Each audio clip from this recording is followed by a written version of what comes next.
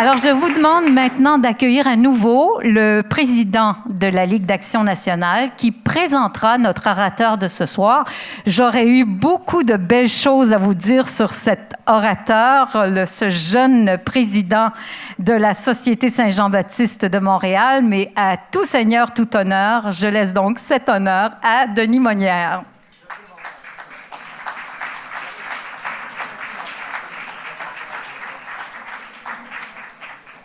Alors, merci Nicole de cette introduction. Tu aurais pu parfaitement faire cette présentation à ma place. Je sais que tu es beaucoup mieux placé compte tenu de tes fonctions à la SSJB. Chers amis, vous le savez, je suis politologue, je suis historien. Je m'intéresse à un phénomène qui est la persistance des institutions qui, pour moi, est crucial pour le Québec, où nous ne savons que trop rarement faire durer nos institutions. Nous sommes prompts à liquider les choses rapidement.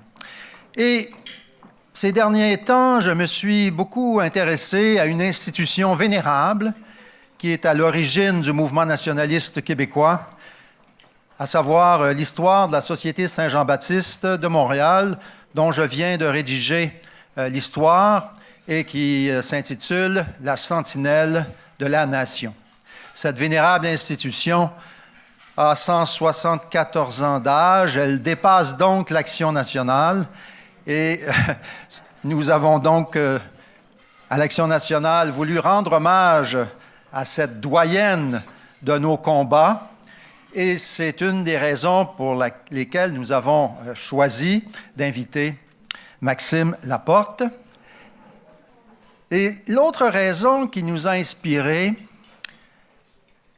c'est que toute institution, pour durer, doit s'adapter, doit changer ses orientations et souvent aussi ses dirigeants. Ce soir, donc, je pense que nous marquons un moment important dans l'histoire de l'Action nationale, puisque nous avons voulu opérer la transition générationnelle. Jusqu'à présent, nous avions fait appel à des vétérans du combat national pour nous donner leur vision de ce qui se passe dans notre société. Et nous avons donc décidé maintenant de faire appel à la relève, à la nouvelle génération qui va guider notre avenir.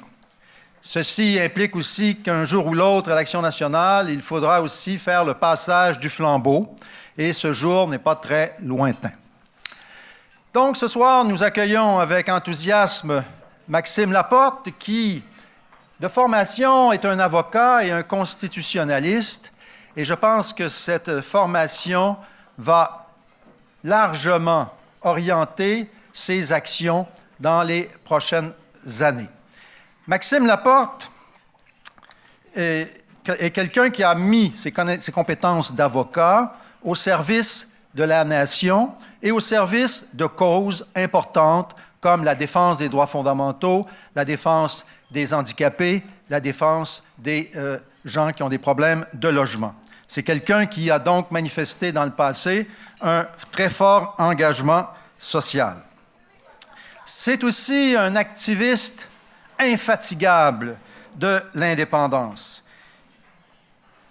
Il est surtout remarquable parce qu'il met de l'avant l'action citoyenne. Il s'est toujours intéressé à mobiliser les citoyens pour défendre l'avenir de la nation. Il a fait des actions mobilisatrices comme l'Opération Bélier, Entêté d'avenir, Cap sur l'indépendance, qui ont animé le milieu indépendantiste. En 2014, il est devenu le plus jeune président de la Société Saint-Jean-Baptiste, puisqu'il a été élu à l'âge de 26 ans. Son prédécesseur, c'était M. Roger Duhamel, pour ceux qui se souviennent peut-être de cet illustre personnage, qui, lui, avait été choisi à 27 ans. Maxime depuis qu'il est président, a modernisé les méthodes de financement de la Société Saint-Jean-Baptiste. Il a conclu, il a négocié et activé de nouvelles alliances avec les écologistes, avec les autochtones et avec les peuples qui, ailleurs, travaillent, militent pour la cause de leur propre indépendance, à savoir la Catalogne et l'Écosse. Il était d'ailleurs avec nous l'an dernier en Catalogne pour assister au référendum sur l'indépendance de ce pays.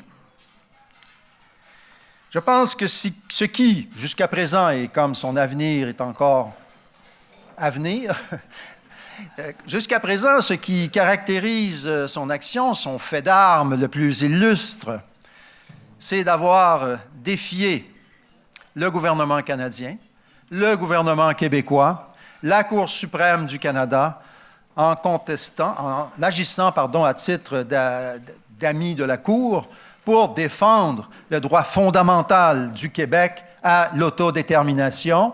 Et un des rares Québécois qui a gagné, qui a eu une victoire devant la Cour supérieure sur les questions constitutionnelles, c'est Maxime Laporte, qui récemment, en avril, a eu gain de cause.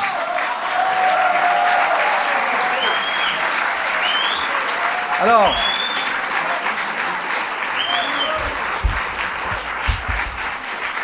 toutes les batailles que nous faisons méritent d'être faites, mais lorsque une de ces batailles est gagnée et qu'elle concerne en particulier le droit du Québec à l'autodétermination, je pense qu'il faut se réjouir et continuer à soutenir ceux qui, en dépit de ce qu'on dit, en dépit des candidatons, en dépit de l'opprobre souvent, et en dépit de l'indifférence collective, ceux-là se lèvent, portent le drapeau et réussissent à gagner pour l'avenir du Québec. Maxime Laporte.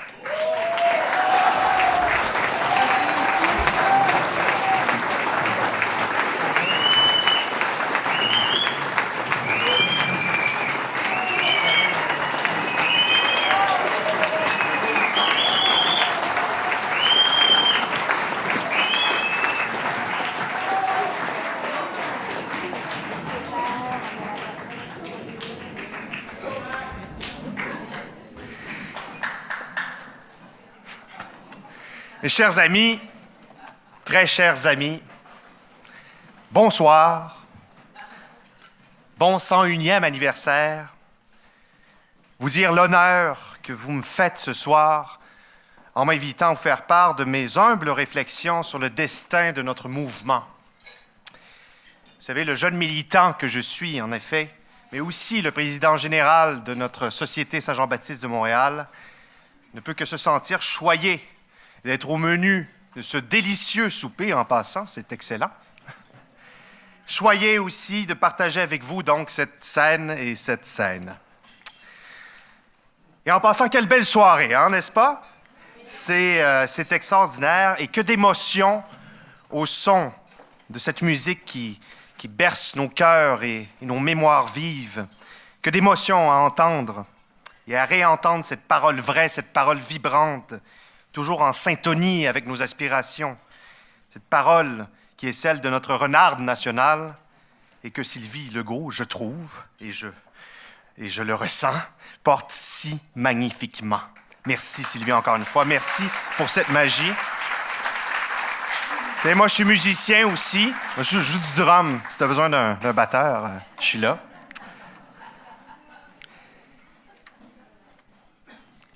D'ailleurs, moi aussi, ce soir, j'ai l'âme à la tendresse, d'une certaine façon.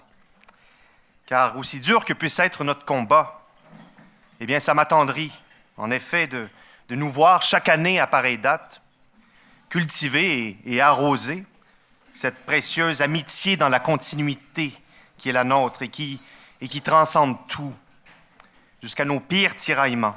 Cette fraternité, cette complicité, cette camaraderie sincère dans la lutte. Voilà ce qui fait notre force. Voilà ce qui fait de nous des compatriotes. Et ce soir, bien sûr, c'est l'Action nationale qui nous rassemble. L'Action nationale, cette institution vénérable, véritable phare de la pensée patriotique qui, depuis 101 ans, éclaire les chemins de nos destinées, les chemins de la victoire. Et ce soir, moi aussi, j'aimerais rendre hommage à tous les artisans, auteurs, intellectuels de combat et responsables de la revue qui sont dans cette salle et qui s'investissent, on le sait, par pur amour de la sagesse, de la science, la vérité, de la justice, de la liberté. C'est moi qui vous applaudis.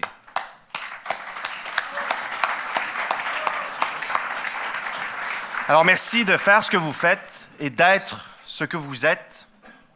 C'est grâce à vous si le phare continue à générer tant de lumière et à attirer des lecteurs passionnés qui, fidèlement, mois après mois, s'abreuvent à cette source incandescente comme autant de papillons de nuit. Avant d'entrer en matière et histoire de bien distribuer les hommages, je crois que je n'ai pas le choix protocolairement en tant que président. Je tiens d'abord donc à prendre le temps qu'il faut pour saluer à mon tour nos invités de marque, à commencer par nos élus. Donc, salutations aux très aguerris Mario Beaulieu, chef intérimaire du Bloc québécois, et aussi mon illustre prédécesseur à Société. Mesdames et messieurs les anciens ministres et parlementaires, Mme Harel, que je félicite pour son travail extraordinaire en passant à la présidence de notre fête nationale. M. Paquette, solide tel un chêne dans la forêt des indépendantistes. Mme Ouellette, notre empêcheuse de tourner en rond.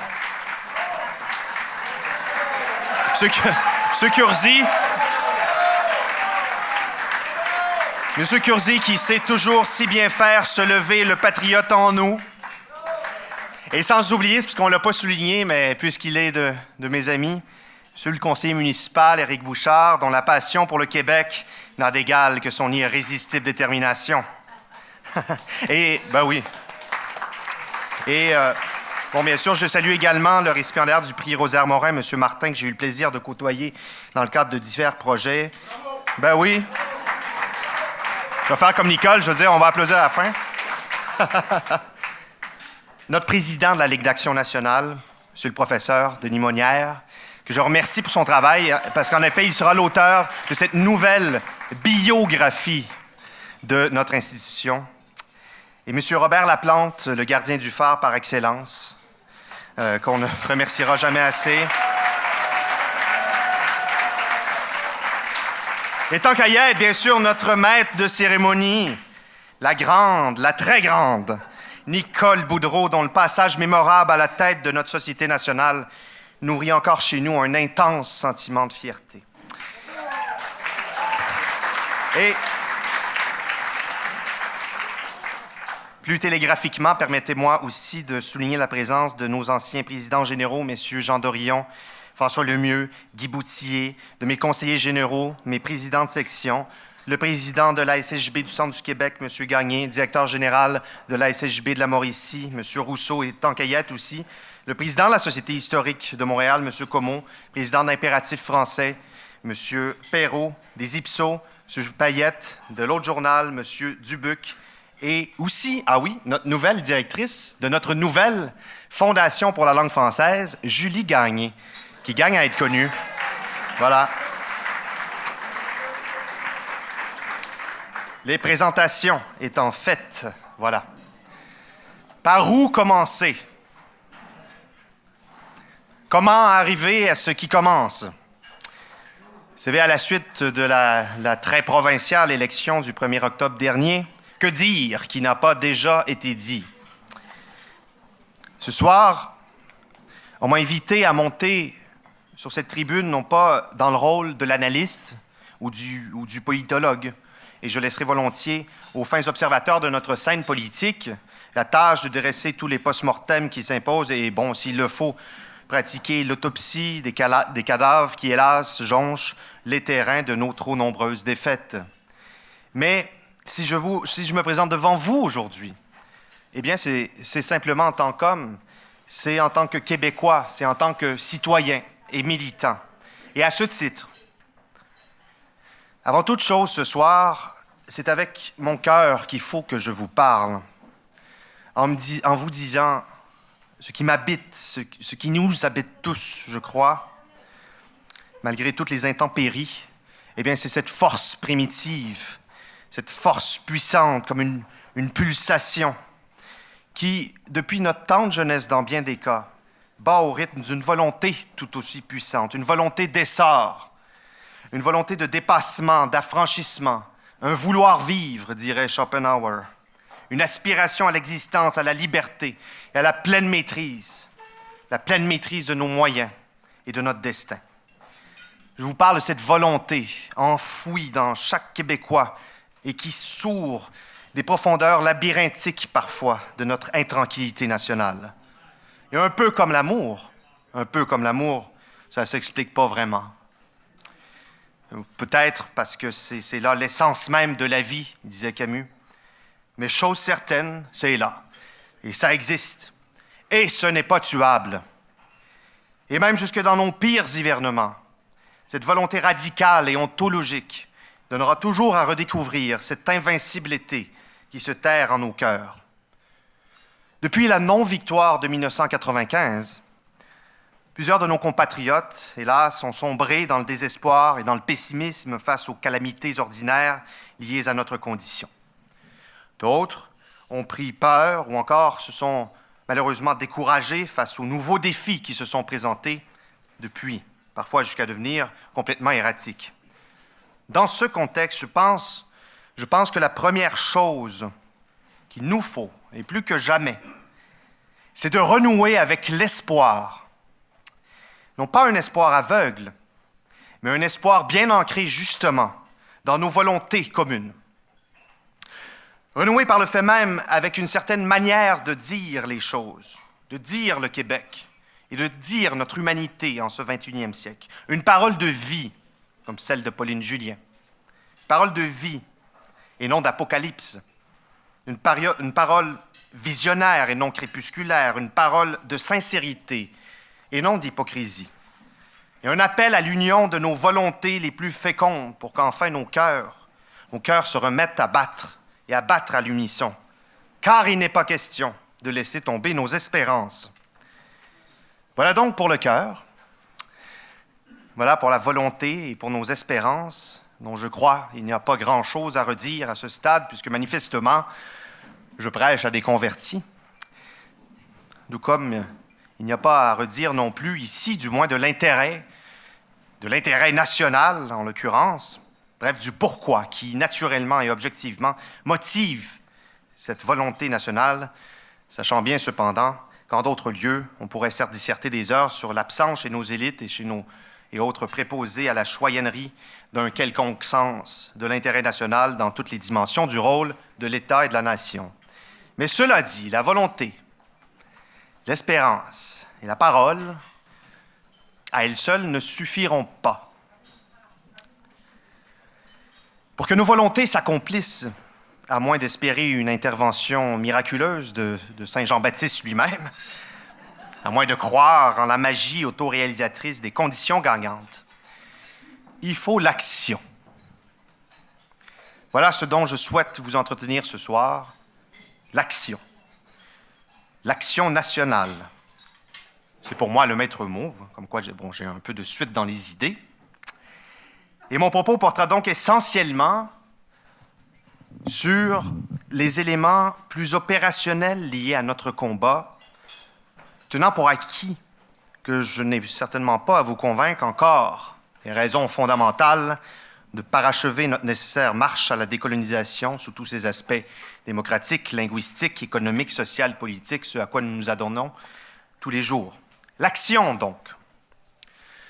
Très simplement, je distingue deux grandes catégories ou qualités d'action politique. L'action ordinaire et l'action extraordinaire. Comme son nom l'indique, l'action ordinaire est ordinaire. Il s'agit d'une manière d'agir ou de faire qui, à elle seule, n'aura pas réalistement pour effet, dans un contexte donné, de bousculer, par exemple, l'ordre politique, et cela malgré la meilleure volonté du monde. Alors, par exemple, si, en sortant du Lion d'Or ce soir, je décidais, comme dans mes jeunes années, d'aller inscrire les mots « Québec libre » sur quelques murs de la métropole. Alors, ce serait certes une action politique, mais ordinaire.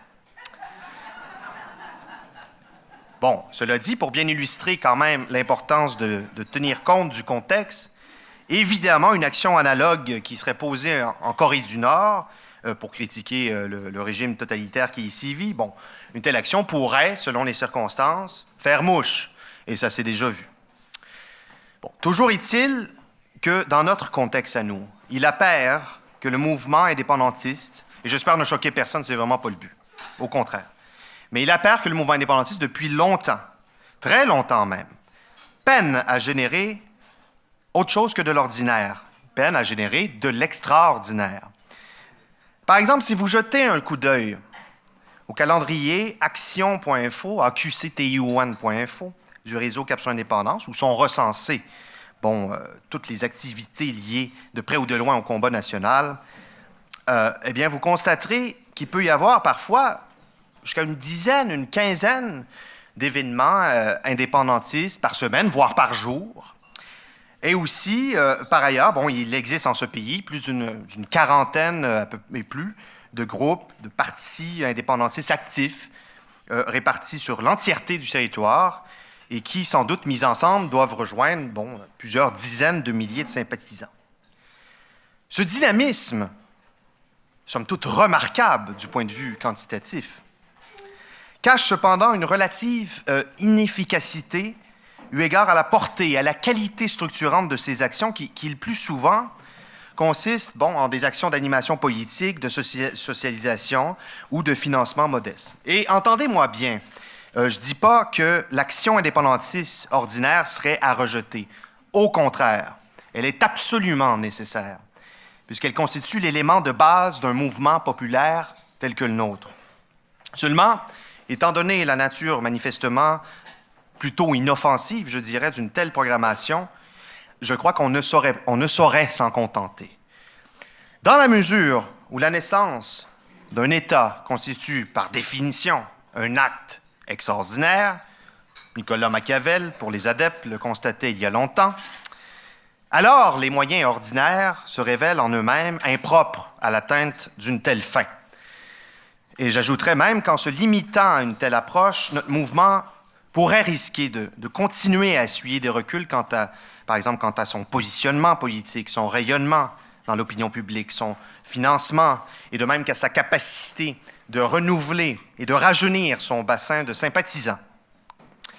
Et évidemment, qui dit affaiblissement du mouvement indépendantiste québécois, dit affaiblissement du Québec, vis-à-vis notamment du Canada. Vient alors la question qui brûle sur toutes les lèvres, et c'est bien beau tout ça, mais comment réapprendre à générer de l'extraordinaire?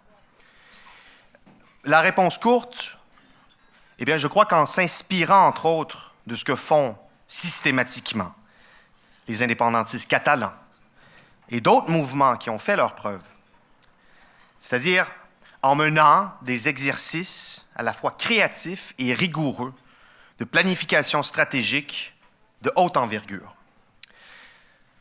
À petite échelle, d'une part, on pourrait se fixer des objectifs utiles et atteignables de manière à obtenir des victoires même modestes et même symboliques, mais non moins structurantes. C'était notamment ce que recommandait Jacques Parizeau dans un de ses derniers grands discours. Rien de mieux pour consolider le moral des troupes, je peux vous le dire. Par exemple, je vous donne des exemples, ces derniers temps, eh bien, quand même, on a eu gain de cause, en effet, en cour supérieure contre le Canada dans l'affaire de la loi 99. On a également obtenu une victoire contre le barreau, en effet, qui souhaitait faire invalider, imaginez-vous donc, toutes les lois du Québec sous prétexte que leur processus d'adoption n'était pas suffisamment bilingue au regard de la Constitution canadienne. On a gagné ce combat. Par ailleurs, il est fort probable que nous remporterons également, au courant des prochains mois, notre combat, le combat de la Société Saint-Jean-Baptiste, contre le gouvernement du Québec pour la mise en vigueur de l'article 1 de la loi 104 sur la langue écrite, sur la langue des communications écrites de l'administration. Aussi, même si ça peut paraître élémentaire, eh bien, C'est pas encore fait, mais on a obtenu de la Ville de Montréal qu'elle respecte la loi sur le drapeau. Et je sais que dans la salle, on a des militants ardents pour ça. J'aimerais ça qu'ils se lèvent. Gilles? T'es seul de ta gang, ça? Ah non, vous êtes là, déjà. Je vous salue, messieurs, je vous salue.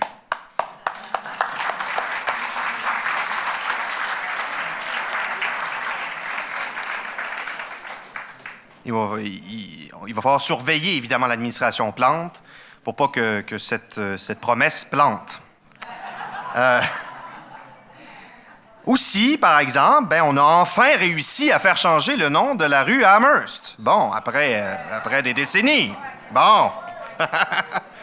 Aussi, j'énumère les victoires, c'est important. Célébrer les victoires, c'est un principe qui est élémentaire.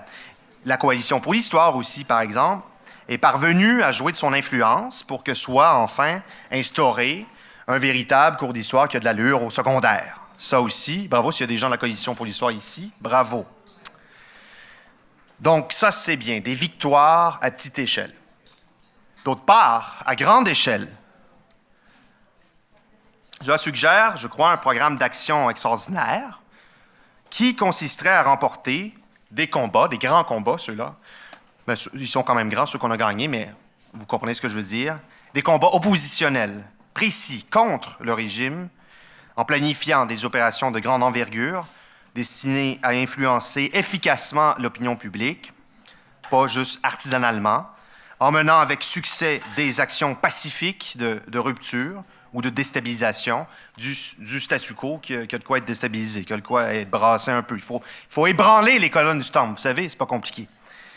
Et évidemment, de ce répertoire d'actions, j'exclus, pour rassurer les sceptiques, toute forme de violence, évidemment, tout emploi illicite de la force et aussi toute espèce de politique de stigmatisation ou d'exclusion sociale. Dans cette logique, le champ des possibles se révèle donc assez vaste, pouvant aller, par exemple, du refus effectif de la part d'un député de prêter le serment à la reine, jusqu'à, par exemple, la non-ratification par le Québec du nouvel accord sur l'ALENA, en passant, je sais trop, par exemple, il m'est venu une idée, là, partez pas en peur, c'est une expérience de pensée, mais on n'a jamais fait d'expédition sur l'Everest, vous savez, pour promouvoir et financer la cause. Non, mais sérieux, est-ce qu'il y a des alpinistes dans la salle?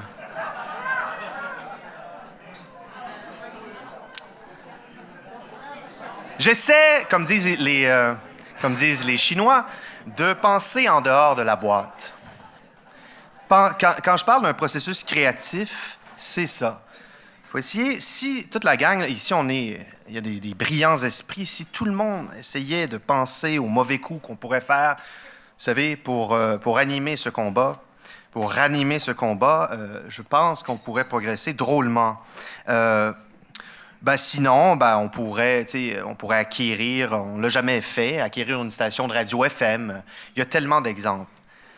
Bon, ces dernières années, en l'absence de toute mise en œuvre sérieuse d'un agenda indépendantiste, il faut le dire, par les partis politiques, tout de même, il y a eu quelques actions, quoique un peu rares, mais qui sont allées en ce sens, comme, on l'a peut-être oublié, mais la victoire obtenue en 2009 par l'annulation du projet fédéral de reconstitution de la bataille des Plaines. Ça, c'est une victoire extraordinaire et ça a donné lieu ensuite de ça au Moulin à Parole. Je sais que Marianne Alpin est là. Ça a été un grand succès, ça. Autre exemple concret, la bataille victorieuse contre Énergie Est. Contre Énergie Est, d'ailleurs, c'est pas pour rien que notre patriote de l'année l'an dernier, c'était Odette Sarrazin, qui est assez plutôt méconnu du grand public, mais qui était à l'origine de ce mouvement victorieux. Donc, cette victoire, quoique Lang, n'était pas indépendantiste, mais ça, c'est une action extraordinaire. Ou encore, pensons aux énergies investies, en effet. Pour l'instant, ça n'a pas porté fruit, mais on n'est pas rendu encore à la Cour suprême, mais dans l'affaire de la loi 99, les efforts pour que cela génère, en théorie, ça devrait marcher, pour que cela génère, si ce n'est une crise, du moins une controverse constitutionnelle majeure.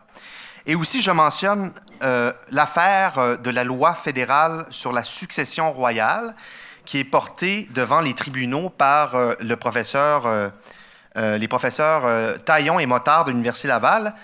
Et cette affaire, advenant une victoire, eh bien, elle pourrait sérieusement ébranler la paralysie constitutionnelle canadienne. Alors, c'est un peu en ces termes-là qu'il faut penser. Évidemment, rien n'empêche de se fixer des objectifs extrêmement ambitieux, mais il faut néanmoins qu'ils demeurent atteignables et raisonnablement réalistes, et en fonction des moyens tactiques et logistiques qui sont à notre disposition. Et pour cela, je suggère qu'au sortir d'un tel exercice créatif, eh bien, on priorise les combats qui se révèlent les plus efficients, soit ceux qui permettront d'obtenir, avec le moins d'efforts possible, les meilleurs gains envisageables. Du reste, lorsqu'on s'exerce à dresser une telle liste d'actions extraordinaires et structurantes, on prend vite conscience de deux défis tactiques majeurs. Primo, que la mise en œuvre d'une bonne partie de ces chantiers dépend largement du bon vouloir et du courage politique des élites dirigeantes, y compris des establishments des partis qui s'affichent comme indépendantistes. Et donc, une mobilisation massive de l'opinion publique s'avère souvent nécessaire, ce qui, évidemment, suggère une importante lourdeur organisationnelle. Secondo, que les remèdes extraordinaires commandent pour la plupart, évidemment, des moyens financiers extraordinaires. Alors, sérieusement, telle est la véritable question, je crois, à laquelle nous devrions répondre. Comment financer le combat indépendantiste? Et je pense que nous n'avons jamais trouvé une solution, une réponse satisfaisante à cette question.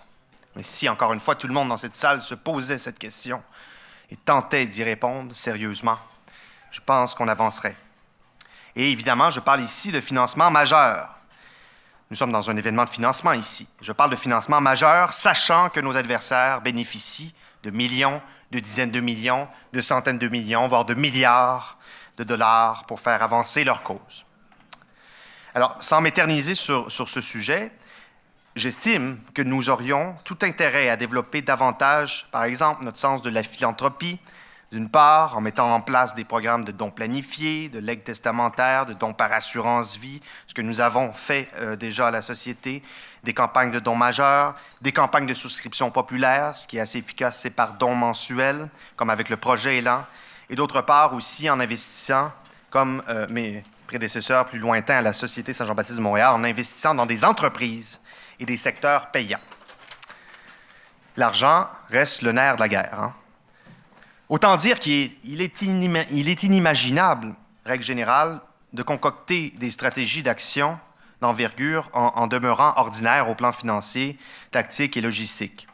Et pour y arriver, ça nécessite du temps, de la réflexion, ça nécessite aussi un bon sens des priorités et de la gouvernance. Et je pense qu'il faut s'y atteler. Ensuite, je me suis demandé pourquoi, depuis le dernier référendum en particulier, il paraît si difficile de se remettre en action dans cette logique extraordinaire.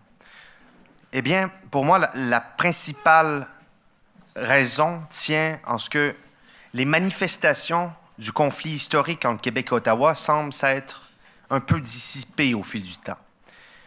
Évidemment, le conflit existe toujours, mais de manière plutôt latente, c'est-à-dire qu'il ne s'agit plus d'un conflit ouvert.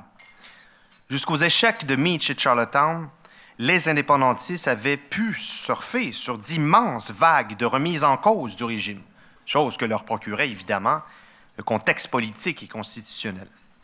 Mais aujourd'hui, la stratégie fédérale consiste manifestement à éviter autant que possible tout affrontement direct avec le Québec sur la question nationale. Vous aurez remarqué. Ottawa fait tout pour éviter de provoquer inutilement les Québécois sur les sujets sensibles. Par exemple, en pelletant les plus sales affaires dans les cours de justice. Et sous prétexte qu'il y a 1000 autres chats à fouetter, les agents de Sa Majesté, relayés par les bonimenteurs de Radio-Canada, etc., esquivent donc systématiquement tout débat constitutionnel, toute remise en question. Et évidemment, ce n'est certainement pas Jean Charest ou Philippe Couillard qui ira s'en plaindre. En exerçant une telle force d'inertie, Ottawa parvient depuis au moins 15 ans à gagner du temps à nos dépens, un temps qui est extrêmement précieux. Et pendant que le statu quo s'appesantit sur le Québec, eh bien, nous nous enfonçons, nous nous enlisons. Je vais rester optimiste, mais réaliste. Et toutes ces diversions font que dans l'esprit de bien des Québécois, la question nationale n'apparaît tout simplement plus comme un sujet à l'ordre du jour. Et en effet, il serait difficile de leur donner tort. Gros gens comme devant, les indépendantistes ont donc l'impression de proposer au peuple une réponse à une question qu'à peu près plus personne ne se pose sérieusement. Et dans tout cela, ce qu'on peut assurément déplorer, c'est que plutôt que de relancer, quand il le fallait, les hostilités à la faveur d'un positionnement extraordinaire sur la question de notre avenir politique, eh bien, que nous soyons nous-mêmes tombés dans le panneau jusqu'à un certain point. Nos meilleurs ennemis, Pierre Trudeau, Jean Chrétien, n'étant plus là pour narguer la nation. C'est comme si la problématique avait disparu. Notre interlocuteur. Faisant curieusement écho à la stratégie fédérale de diversion, on en est nous-mêmes venus à tracer des voies de contournement de l'article 1, la plus imaginative en date étant sans nul doute celle proposée par l'ex-chef du Parti québécois, soit dit avec le plus grand respect. Des mesures d'évitement, il y en a eu de toutes les espèces. Des diversions stratégiques, tantôt pour tout miser sur l'horizon électoraliste, avec les compromissions évidemment que cela implique. Tantôt pour attendre ou espérer les conditions gagnantes. Tantôt pour militer à l'amélioration du mode de scrutin. Tantôt lié à toutes ces tentatives ratées d'alliance, de convergence, sachant bien, quand on y réfléchit bien, sachant bien pourtant que c'est toujours dans l'action véritable que se tissent les alliances véritables et naturelles. L'action précède l'alliance, et non le contraire. Puisqu'en dehors de l'action, toute alliance, si par miracle elle réussit, se révélera fragile, puisque factice ou artificielle dans ses fondements. De plus, ces dernières années, on a assisté au sein du mouvement à une importante dispersion thématique, que ce soit autour du débat sur la laïcité ou encore des réflexions sur la constituante. Des sujets qui, bien que passionnants et incontournables, nous éloignent de l'essentiel, dans la mesure, bien sûr, où on en fait le centre de nos préoccupations et de notre programmation. Et cette captation des énergies du mouvement, outre qu'elle prête flanc au déchirement, cette captation favorise immanquablement, par ailleurs, le réalignement du débat politique autour de l'axe libéral-conservateur au lieu de l'axe indépendantiste-canadianiste. Et puis, on compte plus les fois où nous nous sommes un peu égarés ou dispersés au plan tactique également, comme en priorisant dans l'absolu les techniques ou les campagnes ordinaires de promotion ou de pédagogie de l'indépendance. Et je ne vous parle pas aussi de l'obsession des études, sachant pourtant qu'il en existe déjà plus d'1 millier sur l'indépendance. Je réitère combien ce travail est essentiel, bien sûr. Et bien sûr qu'il faut toujours renforcer et multiplier ces initiatives. Mais imaginons à quel point tous ces efforts porteraient si par l'action on réussissait à imposer un momentum politique de telle sorte qu'on mettrait toutes ces idées en lumière. Il faut imaginer les gains en termes de visibilité, en termes de diffusion. Car on le sait, rien n'est plus pédagogique que l'action. Rien ne génère plus d'information, de formation, de politisation que l'action. Il suffit de penser, par exemple, à la grève étudiante de 2012. Ça, c'était de l'action, à n'en point douter.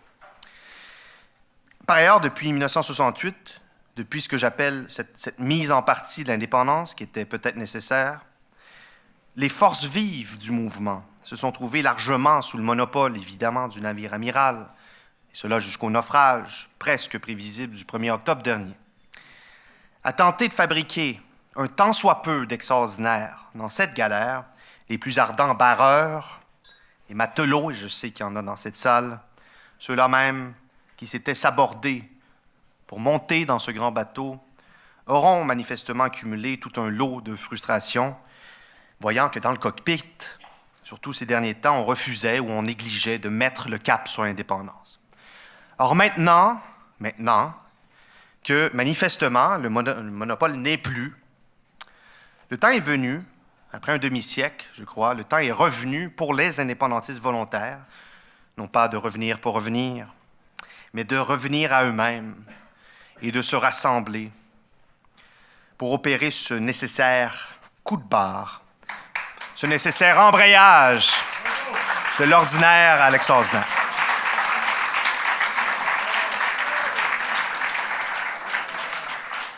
Et à cet égard, j'estime que la société civile, moteur par excellence de notre locomotion nationale, la société civile constitue l'espace tout désigné pour reconstituer nos forces et aller de l'avant. C'est là, je crois, que nous pourrons nous concentrer hors du carcan de la politique partisane qu'il ne s'agit pas non plus d'abandonner, loin de là. Mais c'est là que nous pourrons nous concentrer à réinjecter de la grandeur dans cette noble lutte qui est la nôtre, à renouer avec l'envergure de notre volonté, à redonner à notre action toute l'ampleur, l'élévation, la créativité, la puissance qui s'impose. Et aucune des dimensions opérationnelles de ce vaste chantier ne devra être laissée au hasard ou négligée, depuis les questions propres à l'esthétique, par exemple, de notre mouvement. Il y a une réflexion à faire là-dessus, jusqu'aux considérations complexes liées à la gouvernance et au financement. Et sachez que pour y arriver, eh bien, la maison Luigi Duvernay, votre maison Luigi Duvernay, est ouverte à tous ceux et celles qui souhaitent mettre l'épaule à la roue. Si vous voulez, je prends les noms de ce soir. Nous aurons besoin de stratèges, de tacticiens, de logisticiens. Nous aurons besoin d'artistes, de chercheurs, de professionnels, d'ouvriers. Seront bienvenus les gens de tous les milieux, de toutes origines, de toute provenance. Et on accepte aussi bien les gens qui ont des sous et les gens qui n'en ont pas. Tant qu'on a une volonté de faire, et tant qu'on veut bien faire, c'est sur ce faire que nous construirons ce pays extraordinaire nommé Québec. Vive la liberté, vive l'indépendance!